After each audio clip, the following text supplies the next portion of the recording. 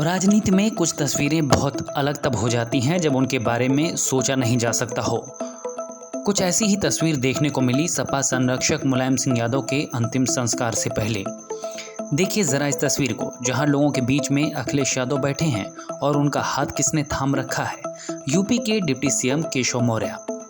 एक तस्वीर और देखिए, फिर दोनों तस्वीरों के मायने और सारी बात आपको बताएंगे। इस तस्वीर में यूपी के दूसरे डिप्टी सीएम ब्रजेश पाठक भी अखिलेश का हाथ थामे हैं और अखिलेश के कान में कुछ कह रहे हैं। अब ये तस्वीरें इतनी चर्चा में क्यों हैं, वो समझिए। ये बात तो सबको पता है कि यूपी की राजनीति में बीजेपी और सपा का सीधा मुकाबला है, लेकिन इस बार विधानसभा चुनाव के बाद अखिलेश ने सांसदी छोड़ के जब विधानसभा की राह पकड़ी और सदन में जब से आए, उनके निशाने पर यूपी के डिप्टी सीएम ही रहे। पहली बार सदन चला तो निशाने पर केशव थे और बात सैफई की जमीन और केशव के पिता तक पहुंच गई थी। लेकिन नेताजी के निधन के बाद जब अंतिम संस्कार से पहले उनके पार्थिव शरीर को दर्शन के लिए रखा गया तो सैफई में ही अखिलेश को सहारा कौन दे रहा? केशव मौर्य। हाथ पकड़कर पीठ सहलाते हुए अखिलेश को मुश्किल वक्त में समझा कौन रहा? वही केशव मौर्य। आसपास कौन लोग हैं ये भी देखिए। आपके सांसद संजय सिंह, जिनसे राजनीतिक करीबी जरूर है लेकिन आज वो दूर हैं, और किसी परिवार के सदस्य की तरह कौन बैठा है? केशव मौर्य। ठीक ऐसा ही ब्रजेश पाठक के साथ भी है। इस बार विधानसभा सत्र में अखिलेश ब्रजेश पाठक पर खासा हमलावर थे।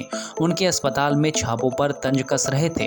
ट्विटर पर भी अखिलेश दोनों डिप्टी सीएम की बहुत खिंचाई करते हैं, लेकिन लोकतंत्र की ये खूबसूरत तस्वीर ने सबका ध्यान खींचा, जिसमें वैचारिक रूप से भले आप विरोधी हों, लेकिन ज़रूरत के वक्त, दुख के वक्त सबल देने के लिए साथ भी खड़े हों।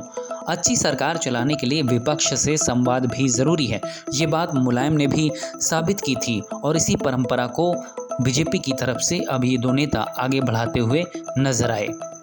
ये हमारे और आपके आम समझ की बात है कि दुख के समय अगर कोई हमारा हाथ थाम ले, पीठ सहला दे, तो उसका मतलब क्या होता है।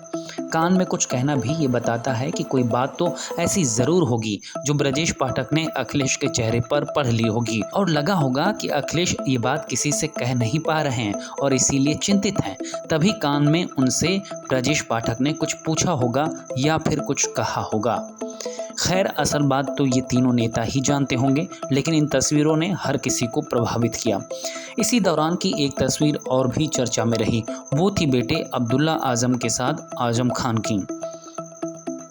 आजम ने जिस भारी मन से नेताजी को विदाई दी, वो बता रहा था कि राजनीति के दो साथी आज कितने दूर हो गए हैं।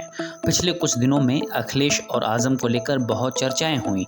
ये बातें आगे भी होती रहेंगी, लेकिन आजम सलूकों को भूल आज साथी को देखने आए थे, वो भी आखिरी बार।